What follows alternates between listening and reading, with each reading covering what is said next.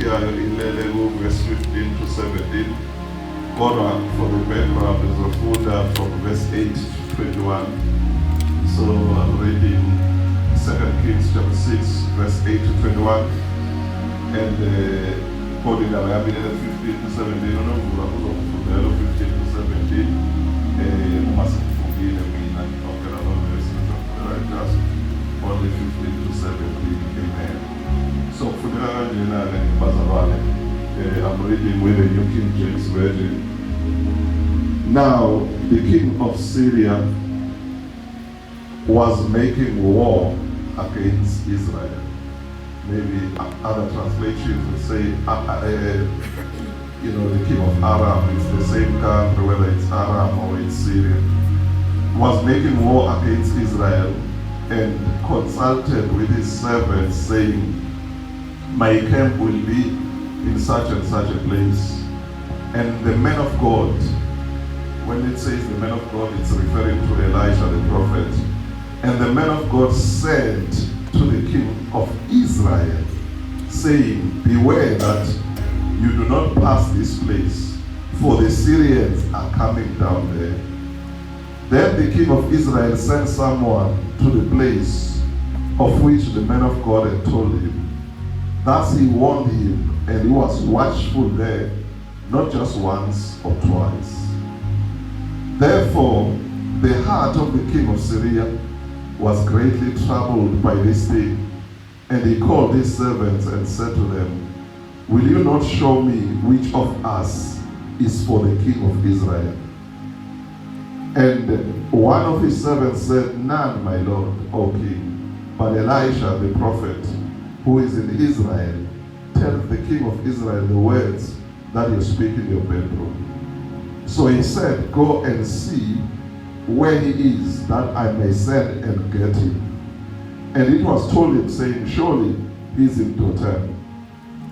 Therefore he sent horses and chariots and a great army there, and they came by night and surrounded the city. Verse 15. And when the servant of the men of God arose early and went out, there was an army surrounding the city with horses and chariots. And his servant said to him, alas, my master, what shall we do? Verse 16. So he answered, do not fear, for those who are with us are more than those who are with them. Verse 17. And Elisha prayed and said, Lord, I pray, open his eyes that he may see. Then the Lord opened the eyes of the young man, and he saw. And behold, the mountain was full of horses and chariots of fire all around Elisha.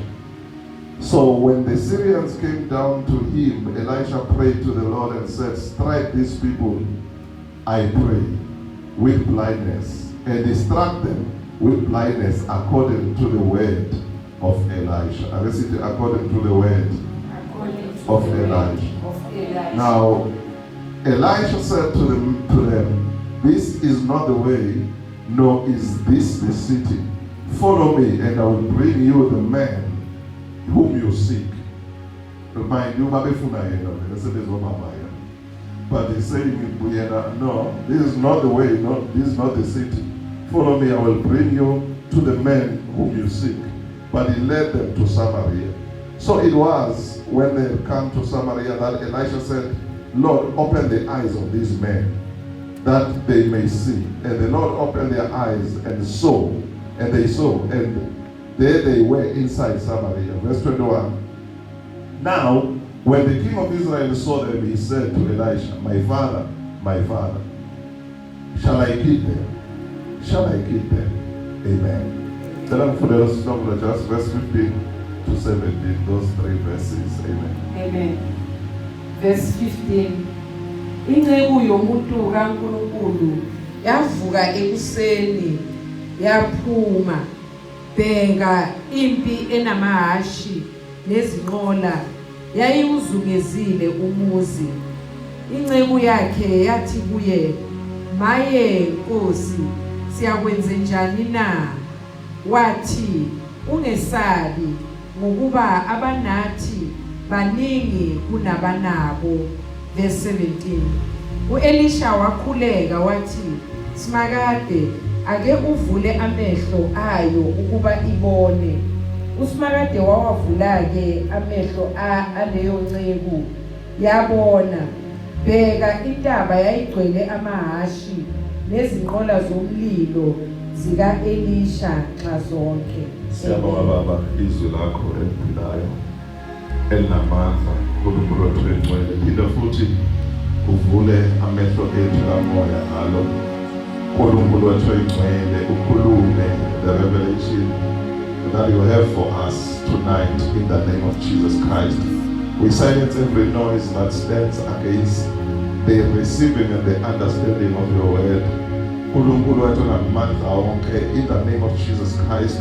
We say uNkulunkulu wethu ngamandla wonke, as umntwana wakho ebesho esalile intercession ukuthi Nkosi khuluma, sizele ukukhuluma kwakho. That is our prayer, uNkulunkulu wethu ngamandla wonke. But more than anything, my prayer is based on verse 17 where we read, Lord, these ones who are here, these ones who are watching me, wherever they are watching, please open their eyes, Lord, that they may see what surrounds them, that they may see the protection that is around them, in the name of Jesus. Amen. By faith, recognize the armies that walk with you in 2026. Amen. By faith, I recognize the armies that walks with me in 2026. Bazalwane, the issue of faith is very delicate. Hallelujah. Because when it comes to faith, it is either you are in faith or you are not in faith. There is no in between. Hallelujah. So it is either I am in faith or I am not in faith. Now, the issue of faith, Bazalwane, it's faith. It's not the issue of flesh. The issue of faith is tricky because it's not based on what you see. That is why I say we walk by faith, not by sight. It's not based on what you can smell. It's not based on what you can touch. Hallelujah. It's not based on what you can visualize. It's not based on what you can hear in the flesh. But it's a spiritual matter. Hallelujah. Because in the Bible faith, it's so complicated if you are not in faith. Hallelujah. Because ayikho into ephathekayo ngayikhomba, but you've got to believe God. Hallelujah. So ubeliever uNkulunkulu ungaboni lutho. Ubeliever uNkulunkulu ungazange usho uke wambona, uke wamababa wakho, uyamazi ukuthi mnyama noma umpofu noma umlungu noma unjani. Kodwa ubelieve uNkulunkulu. That is indaba yefaith, bazalwane. Ngiyizwa bazalwane. Now, the message is now it's critical ukuyithola unyaka nje usaqala, because mawuyithola seyophela unyaka it might be too late, because it's very critical. We said this year it's a year of incredible happenings. It's a season of incredible happenings and expansion. Hallelujah. But now when I prepared, this is what the Lord was telling me. Hallelujah. The only people who will experience incredible happenings and expansion and the raw power of God are those who will have their spiritual ears and eyes opened to realize that God and His chariots surrounds them in whatever they do and wherever they go. Can I say it again, brother? That says the Lord. The only people who will experience incredible happenings in this year of 2026 and expansion are people whose spiritual eyes and ears are open, that they are able to see that God and the heaven army surrounds them wherever they are and wherever they go. Amen. Hallelujah. Amen. In the scripture, esifundile bazalwane, it talks about a situation whereby Elisha, the prophet, had heard in the spirit, not in the flesh. Because in another canon, so in other words, I could say Elijah is in South Africa, and then in America, the king or the president of America is saying, no, I'm going to attack South Africa on this and such a day, and this will be my entry points. Elisha is in South Africa. Then Elisha sent a message to the president of South Africa, hey, watch out. You know, your friend that you are fighting with in America is going to attack you. You know, so, and he's going to attack you there and there and there. And then the president in America is saying, Ubani, who is with the king of Israel, of South Africa amongst us. I'm just making a scenario. Because he's surprised that we're in America, I'm speaking to my people here, but now I hear that in South Africa they already know my plans. Ubani, who's with them. Then the servants says, no, there is a person there in South Africa by the name of Nomvula Mkolo. Whatever you speak with your wife in your bedroom, he tells to the king or the president of South Africa. So do you see now, when the nation has somebody on the madlebe kamoya, na mehlo kamoya iyasaveka, because the nation would have been destroyed, but for one person on a mehlo kamoya neindlebe kamoya, the nation was saved. Hallelujah. The nation was saved just because there is somebody with spiritual ears and eyes. If we are people who have spiritual ears and eyes, even the nation will be saved because of us. Because as we live our lives, kunezinto ezifuna ukuphila kwethu, kunezinto ezifuna impumelelo yethu. But masisifica amehlo ethu kamoya namadlebe ethu kamoya switched on, they are not going to get to us. Because somebody is going to be able to tell me, okay, Pastor Bafundis, there is this and that. Because unomuntu bese ngiyasida mina. Vice versa. Hallelujah. Because amehlo kamoya namadlebe kamoya njani bazalwane avulekile. Hallelujah. So, isiyabuza le nkosi yaseSyria ukuthi uphi lo muntu. Ngoba sebemtshelile ukuthi hayi lo muntu Elisha. Uthi uphi lo muntu? Bathi hayi ngathi usedotshana. Uthi amplified, nofuna amplified wathumela the horses and chariots, wasethumela namasosha anamandla. Angazi Shutha ukubona anamandla nyana, bese ubona namandla. Wawayeka lawa namandla nyana, wathumela namandla. Ewathumela umuntu oyedwa. Because umuntu ngamehlo kamoya uyinkinga embusweni kaSathane. Bazalwane. Amadimoni ngeke athunyelwe umuntu, azothunyelwa kuwena. Umuntu kamoya kuthunyelwa inkumbi zamadimoni. Zithunyelelwe wena uwedwa. So Elisha yedwa wathunyelwa kwakhetha uhlobo oluthile luspecial lwamasosha. Uthi aluye khona. Uma beya laphaya uvuka icebo kaElisha. Ivuka kuqala ithi yaphuma ibona kuthe wathalala. The horses and the chariots and the soldiers. Ibuyela Elisha ithi, alas my master, sizokwenze njani? Uthi Elisha verse 16, do not be afraid. Ungasabi. Ngoba bangakithi baningi kunabanabo. Manje yena akukho bantu. Ngifuna ukutshela ngikhumbula mangivula nje le ndaba yokukholwa akusindaba yenyama. Indaba kamoya into efuna ukuthi ubone izinto ezingabonakali kodwa uyibone ngokukholwa. Bazalwane.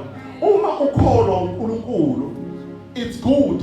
You might have open visions, ubone izinto, ubone ingelosi, but you might not. The question is, what if ngiyakholwa kodwa hasn't even an open vision? Should I ngikholwa uNkulunkulu? No. Indaba yakholwa ayilindi ama open vision. Kodwa ihamba ngefaith. ukuthi mbone uNkulunkulu umbone ngokholo noma engazevele kuwe ngeyibonakaliso ungakhathazeki bakanalisela avelayo kubo ngeyibonakaliso bona nawe engavelanga kuwe ngeyibonakaliso mbone ngokholo yiba nokwazi ukuthi ukhona ukusarawundile ungazange ube nasibonakaliso ongafakaza ngaso kodwa ube nolwazi ukuthi mina ngizungeziwe ngemuva nangaphambili ngani ngokholwa ngoba akakhenyi uNkulunkulu inkinga ukuthi sonke silinde ukuthi simbone sonke sibona ingelo sayi akusithina sonke sizokubona lokho abanye singabapostoli nabangase sikubone kodwa siyakholwa haleluya uthi ungasabi ngoba abangakithi baningi kunabangakho usiyathandaza verse 17 uyabona ukuthi akaboni lo usethi inkosi akumvula mina ukuba bona wayengacimezile lo ngoba bekhuluma naye evuliwe amehla akhe babebhekene kodwa uyambona ukuthi emoyeni angekho amehlo uthi ake ukuvula amehlo nkosi ukuzobona lithi zikaNkulunkulu wasiyakuvula uNkulunkulu amehlo lithi wasiyabona inqwaba nezikhumbi zamahashi nezikhweni zazo zisarawundile Elisha uthi uNkulunkulu mangiyibheka le ndawo uthi nceku yami indaba akusikhona ukuthi ngikhona yini noma ngikho indaba ukuthi ngiyabona wani mangikhona because vele kuhleze ngikhona kodwa abanye abangiboni noma ngikhona so the issue is not whether God is with you or not but the issue is whether do you see the God who's with you.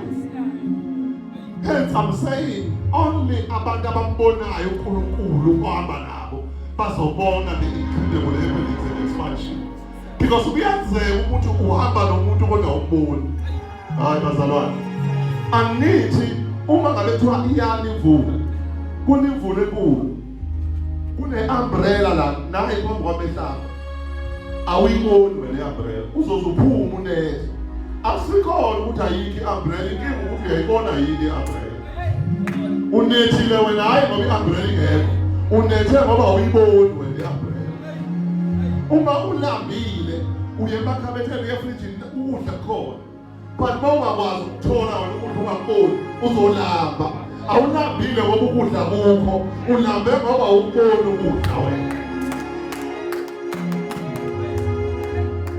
uyabona mina ekhaya sihlala nomama yimi umpilo uluthando thina sinompilo noluthando sinokuthi singaboni ukudla noma sifuna siyagcina singayiboni nasefrijini vele siqashele nina sazi kwenzekani sizibiza umama sibiza umama fika nathi nje phambi kwakho ama ingubo zethu asiyiboni ijaketi yami ngiyakhodola akuyiboni ijaketi yami sitshelane sabathathu sicingisane singaboni sesibiza umama kananzi phambi kobuso bakhe asilambi ngoba kungekho ukudla silamba ngoba siboni asikhodoli ngoba azikho impahla sikhodola ngoba siyiboni haleluya kuyalanjwa kukhona kokudla kodwa ungakuboni kuyagodolwa kukhona kokugqoka kodwa ungakuboni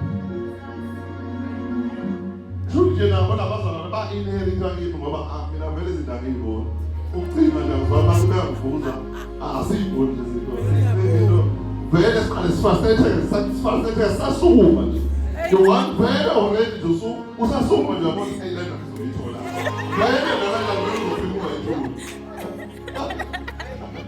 hayi ngoba into ayikho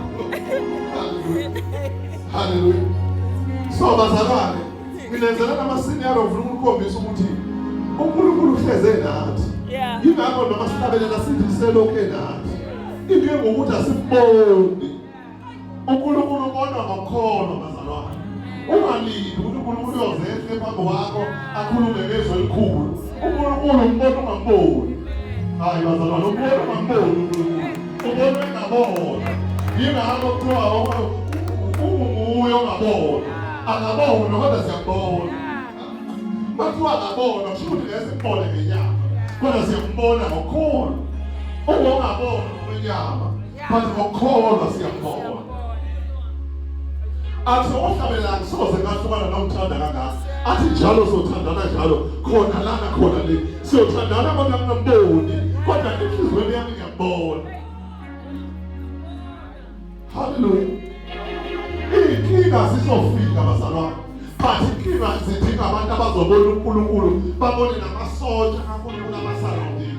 Sizungeziwe nasemuva nangaphambili, kodwa sizovuswa namhlanje ukuthi asibone abasizungezile, asibone amashekeli asezulwini, because uSathane usibulale ngokuthi singaboni. Siyalimala njengoba sibone, sithatha iy'nqumo ey'rongo njengoba sibone. Umuntu ukhona osigadile nofuna ukusisiza ngisho nasey'nqumweni zethu. Siyashayisa njengoba sibone, amehlo ethu awavula, esefemayo awavulwa amehlo, asimboni uNkulunkulu, ubonwa ngokukholo. Yingakho le ndaba ye-faith ibaluleke kangaka ukuthi sasayikhandela usuku lo-Tuesday ukuthi every Tuesday sikhuluma nge-faith, ngoba i-faith into yokubona. I-faith abalensis njengoba nomuntu onenkinga yamehlo uhamba kudokotela athole iy'buko ey'suitable for amehlo akhe. Umama uney'buko zakhe, nami nginey'buko zami, noma ningazange ningibone ngigona ungazange ngazo. Kodwa manje inkinga uma ngithi ngithathe kamama ngike kamama ngithi ngiyabuka ngazo angiboni. Naye uma uthathe ezami ngiyabuka ngazo angaboni. Awuboni ngokukholwa komuntu. Umuntu usebenzisa ukukholwa komuntu awuboni. Umathi naye usebenzisa ukukholwa kwakho akaboni. Umuntu uthemba ukukholwa kamama wakho awuboni. Umuntu uthemba ukukholwa kamama wakho awuboni. Umuntu uthemba ukukholwa komngane wakho awuboni. Umuntu uthemba ukukholwa kwesiphawu sakho awuboni. Udinga okwakho ukukholwa ukuze ubone. Hallelujah. Uyabona bayethu uJesu the blind leads the blind. Asiboni. Abapostoli bakhona ababoni. Abazalwane bakhona ababoni. Konke akuboni, ukholwa ayakuboni, ukholwa ayakuboni, ayasiboni. Awavuleke amehlo ethu kamoya. Nangu Elisha wabona kwelinye izwe, wabona izinto ezwa ngendlela kamoya, izinto ey'khulekwayo, ey'khulunywa wazisho, wazethula enkosini. Yingakho inkosi simhlonipha kangaka. Lapha kuvesi 21 ithi my father, my father. Kusho inkosi isho kwintetho kaNkulunkulu ithi my father ngenze njani. Ifuna i-instruction. Hayi Nkosi yami. Hayi mama ababonayo siyoba amakhosi, siyophatha ngisho amakhosi ngoba bazofuna i-instruction kithi. Siyophatha ngisho president ngoba bazofuna i-instruction kithi. Siyophatha ngisho minister ngoba bazofuna i-instruction kithi, ngoba siyabona. Hallelujah, hallelujah. Siyabona. Uyothi usebenza nabaphathi, ungemphathi kodwa kusho ukuthi uyabona. Uvele ube umphathi, zonke izinto yibuzwe kuwe ngoba uyabona. Uyabona. Nangavela bamnika i-instruction abavese ngabangizawufunda. Beyond verse 21, from verse 22, no, don't kill them. What I? Babanikeza ukudla badla. What I? Labantu bakwi-captive yakho. Banikeza ukudla badle bese beyahamba baye master wabo. Nangavela banikeza ukudla baqeda lapho bahamba. Uyabona ukuthi umuntu obonayo umuntu owazi ukuthi ubani. Bafika kuye bafuna yena. Ufika ubathatha inkosi awubavala amehlo. Hallelujah. Uma silinde iBhayibheli uNkulunkulu wasebavala amehlo njengezwi likaElisha. uNkulunkulu ulindizwi lakho, wena ulinde lakhe naye ulinde lakho. Wabavala hayi ngezwi kaNkulunkulu kodwa wabavala ngezwi lomuntu okholwayo. Hallelujah. Wabavala inkinga ukuthi yini oyikhulumayo uNkulunkulu angasebenzela kuyona. Hallelujah. Wabavala amehlo. Wasesethi no, ngizonisa lo Elisha lemfuna. Kusho yena uElisha mlandeleni. Abantu abasaboni vele wazoyomphonsa phakathi esigodlweni lapha bazoba sekingeni khona. Wathi bayifika khona uyabona uyidalela ngawe. Wayefika inkosi abavala amehlo. Masefika la bawo ngoba abavula amehlo. So bayavuleka nje bayavaleka. Uma ebathanda ngazo awuphinde ubavale futhi. Awuphinde ubavule futhi. Awuphinde ubavale futhi. Because umuntu obonayo unegunya kwelibona. Izitha zakho uNkulunkulu angayivala amehlo. Kanti ngeke ayivala amehlo ungashongo wena. Uthi inkosi awubavala amehlo. Hallelujah. Hallelujah. Angayivala amehlo. Awubavala amehlo. Imazala singamkholwa uNkulunkulu, uma singamkholwa uNkulunkulu, uma singamkholwa uNkulunkulu, kuhlale kuthiwa nje abantu bahamba bayotshwala ukuthi amadubuleki. Uyazi thina ube siyamkholwa uNkulunkulu, sinamandla angaphezu kona kokutshwala. Umuntu ngathi bathiwa sodutshulo, kuthiwa sasikwenze njani akadubuleki. Haleluya, sinamandla. Haleluya, sinamandla. Siyabona umuntu wakhona ubona izinto engabona umuntu. Umuntu kodwa fanele indaba yami namhlanje isekutheni asibonele uNkulunkulu. Njengoba sikhuluma ngama-incredible happenings, awavele emoyeni avela kunoNkulunkulu wawo. Sifuna uNkulunkulu wama-incredible happenings ukuthi simbone ney'ngelosi asisarawunde ngazo. Otherwise ngoba isitori ama-incredible happenings uma singayiboni isource yama-incredible happenings, because isource yama-incredible happenings uNkulunkulu. Hallelujah. Hallelujah. Ngiyayithanda umuntu uBhathemayo wathi ufuna ukwenzela ukuthi inkosi ukuba ngibona. Le niya-aplya nawenye kamoya. Fanele sikhulekele inkosi ngenze ngibona. Angiboni inkosi. Ngiyimpumputhe enwenye kamoya ngenze ngibona. Umzalwane oyimpumputhe enwenye kamoya uyashayisa yonke indawo. Uyathrejwa kalula. Hallelujah. Kanti asibone uNkulunkulu bazalwane. Ubona ngokukholwa. Ungazi ulinde inkulu. Njengoba ngisho nabanye benu vele, you will have visions, you will see angels. But ungazi ulinde lokho.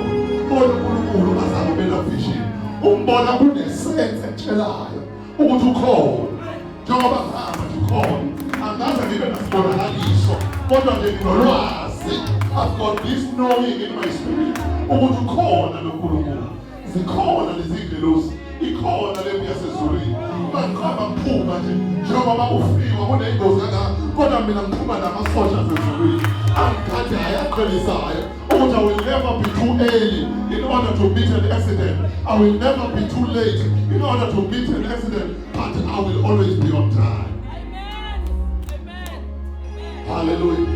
I will always be on time. Abantwana bakhe abantu bephuma esikoleni ubabike uNkulunkulu ukuthi inkosi ngiyazi baphuma nawe.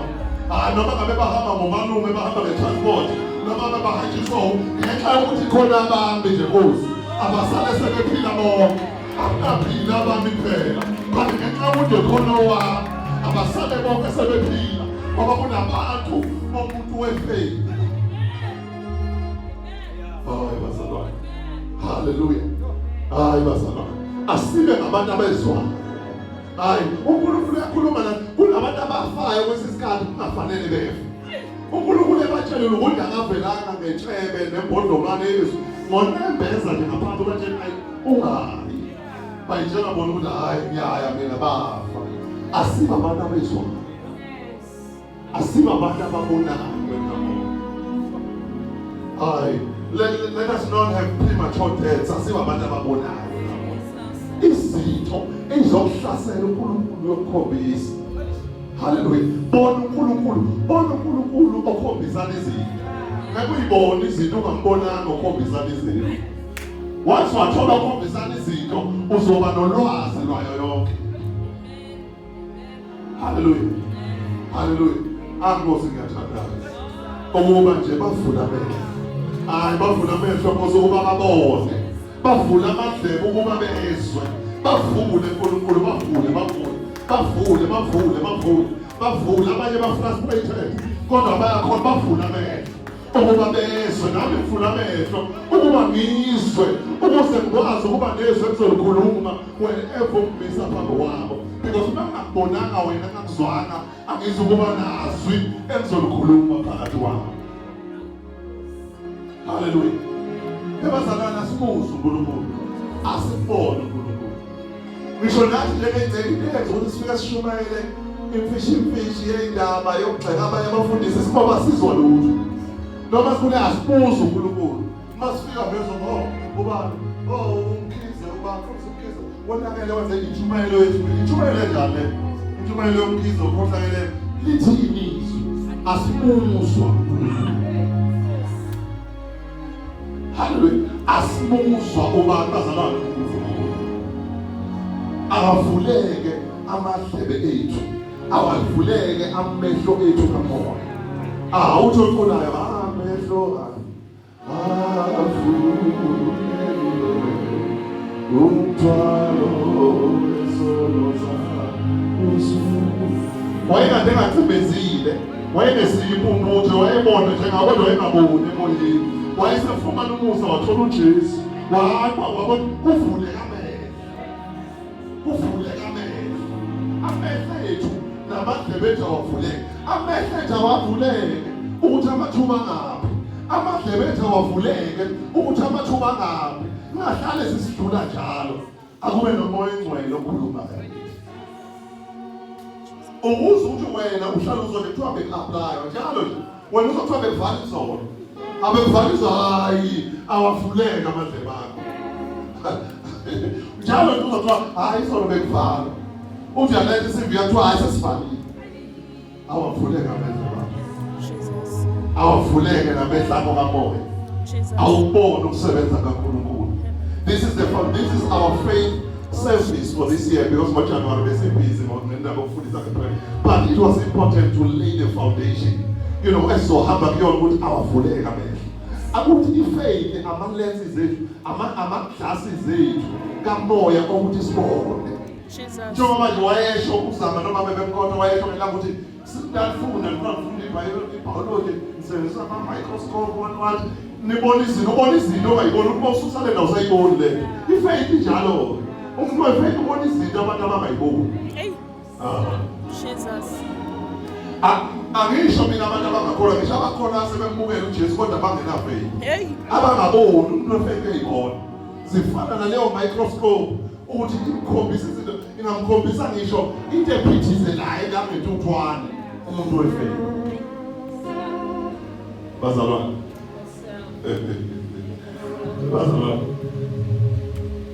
That is why the Bible says faith comes by hearing, hearing by the word of God. Yeah. Hallelujah. Kunabantu abasindisiwe kodwa abangenayo ifaith. That is why kwakunabapostoli kodwa uJesu athi mayethu uyabahlola athi uyabadiagnize athi uthi zero faith, 0.0 faith. Kubapostoli. Ukuthi babehamba naye kodwa bengakholwa. Bebona ukuthi naye noma uNkulunkulu naye uzofa. Hawu manje. Besibona unandaba ukuthi siyafa na. It's because ukholwa kukho. Abalandeli bakhe kodwa ukholwa kanjani bazalwane? Asiba abantu bokholwa bazalwane. Hayi bazalwane siphethe into namandla. Siphethe into dynamic hayi bazalwane. Asimbonge uNkulunkulu Supernatural Faith Ministries International. Njengoba lisho igama Supernatural Faith, siphethe into enkulu. Siphethe into yokuphila. Siphethe into edima o-president. Siphethe into edima ama-politicians. Siphethe into edima amakhosi. Siphethe into edima yibo bonke abantu. Siphethe into enkulu, siphethe into enkulu. Mawukholwa wena unefaith noma akuyingane uphethe into enkulu. Uphethe ababoni. Bengaboni ini wena uyabona. There is danger here. There is an opportunity there. Uphethe into enkulu. So that is why it is important to come to the house of faith. Lapho ifaith ekhofuzwa khona njalo. Lana siyanyakazisa njengoba nje kuthiwa ingelosi inyakazisa icini. Sifana nengelosi inyakazisa icini. Sinyakazisa icini lokholo. Noma ukholo wakho ukuthi kuyaqhuleka, siyaphephetha. Hayi madoda. Sivulela amalekona sezulwini. Sivulela abafana sezulwini. Noma uyaqhuleka mawungena lana, siyakuvusa lokholo wakho. Noma kuthiwa sekushonile, sithi rise up, take your mat, siyakuvusa, siyakusumisa ukholwa wakho. Hallelujah. Hallelujah. uNkulunkulu ubonakala ngokholwa. Asibe ngeyama.